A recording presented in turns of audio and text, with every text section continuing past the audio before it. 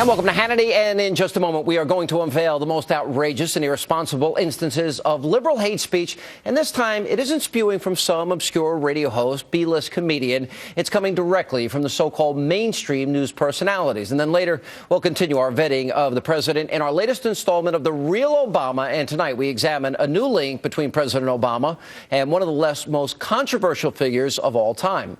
But first, joining me tonight to highlight some of the disgusting examples of radical rhetoric used by the so-called mainstream news personalities, the president of the Media Research Center, Brent Bozell. Brent, welcome back, sir. How you doing, Sean? All right, let's start with, and let me ask this question through this prism. You know, because there are some, I thought Tom Brokaw slanted a little left, but I think he tried to be a good news person. I think Brian Williams does as well. This is the network, the home of Tim Russert. I knew Tim Russert. I thought he was one of the greatest journalists ever. I mean, really tough, really fair. He moderated a debate. I've interviewed him many times. And this is what the NBC brand has become. Let's roll this first tape. The Republicans lie. They want to see you dead. They'd rather make money off your dead corpse.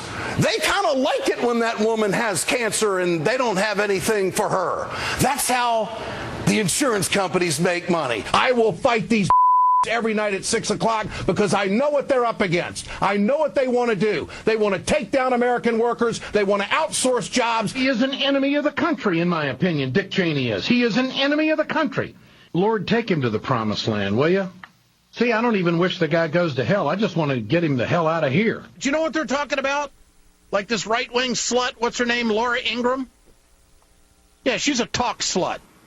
We can go on.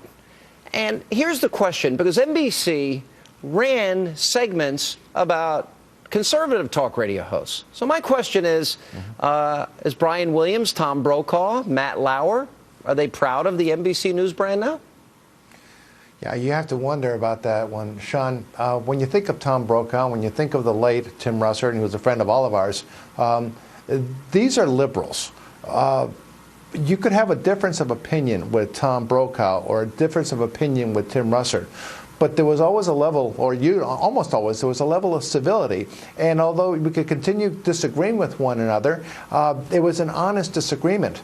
What we're talking about today is a brand new kind of face that you have on liberalism. It really has been taken over by radicals that far exceed anything Tom Brokaw ever did. They really besmirched the reputation of Tom Brokaw and certainly of Tim Russert by their very presence on the network these people were on.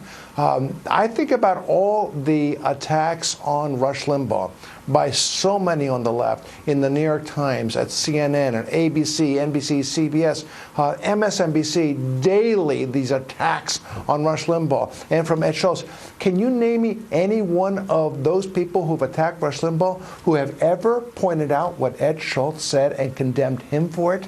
This shows the hypocrisy, Sean, of this whole issue. They don't care what Rush said. What they care about is getting Rush, which is two very, very different things.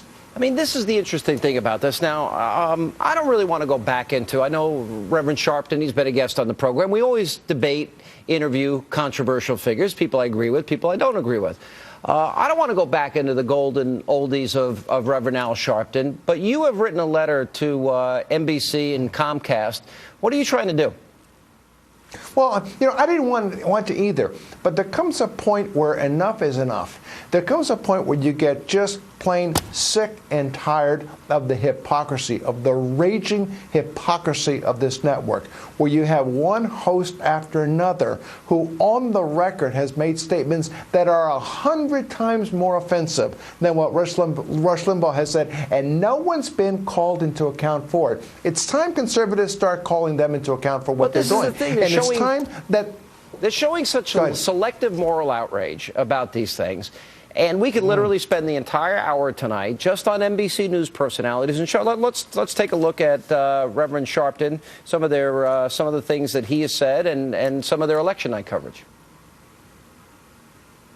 If by some chance Mitt Romney wins Mississippi tonight, if that happens, it will be the strangest thing. The state with the least voting for the candidate who has the most. No, well, that shows you where hate and inciting hate defies all reason. Because as poor as the economy is in Mississippi and in Alabama, for them to vote for the richest guy who endorses the policies that reinforces their economic problems. Now, it's come out this week in the American Spectator that in the past he's used the N-word against the first African-American mayor of New York City, the term Greek homos, a derogatory term for gays and lesbians, and it goes on. And yet he's talking about inciting hate, but yet all of this was available and they still hired him. And the question is, I go back to, you know, and I don't remember, and there's even apparently Brian Williams and Al Sharpton have been together, but they're doing stories about conservative talk radio. This man just airbrushed the entirety of the South as being haters, because the only reason you vote for Mitt Romney is because you are a hater. If Rush Limbaugh said that about the liberals today, that they're haters if they vote for Barack Obama, look at the things he'd be accused of there. Al Sharpton is a hey, I'm still waiting for Tawana Brawley. I'm still waiting for an explanation on that one. This guy has gotten away with so much because he intimidates them so badly. Well, I'm sick of being he doesn't intimidate me, but I think people have to stop being intimidated by people like that. They've got to start calling them out, and they've got to start calling out their bosses, the people who hired them, who employed them. We learned from the Daily Caller and Tucker Carlson and their investigative piece that media matters for America, that they write the primetime lineup scripts every night. And we've seen this in the case of Rush Limbaugh, while they ignore all the instances of liberals going over the line. Now, David Axelrod spoke out earlier tonight, and he was questioned about the comments of Bill Maher. Now, we talked about his comments involving Governor Palin and the C word, et cetera, and T word, and all these things, and the $1 million that they won't give back. And he's trying to make the argument, well, that Bill Maher is different. Now, here's Bill Maher attacking the children, not only of Governor Palin, which he's done, but now the children also of Rick Santorum. Watch this. It's no coincidence that the type of tree which God forbade Adam and Eve eating from was the tree of knowledge. Rick Santorum homeschools his children because he does not want them eating that apple. He wants them locked up in the Christian madrasa that is the family living room, not out in public where they could be infected by the virus of reason. You know, and he's trying to say that that's acceptable, that $1 million doesn't deserve to be returned when the president himself just lectured the country on tone and civility and discourse. I've had it with the hypocrisy. If you're going to defend Bill Maher's right to free speech and defend his right to free expression, you cannot condemn Rush Limbaugh for what he said. You can't play both those games. And what you didn't even you had to bleep out Bill Maher in this show. You don't want to even bleep out the worst stuff that's in there because it's so bad everybody will know what it is he's saying. What he calls Sarah Palin. No conservative ever lowers himself to this. Bill Maher does this on every show, on every night. And all those people who condemn Rush, where are they? Chirp, chirp, chirp. You don't hear a word. You've never heard a word from the National Organization I have been of hearing. Well, you did from them. I have heard from individual conservative groups that if the left continues this, that they're going to go after every liberal on radio and on NBC News, and they're going to use the same tactics against them. I don't believe in boycotts myself. I don't want boycotts.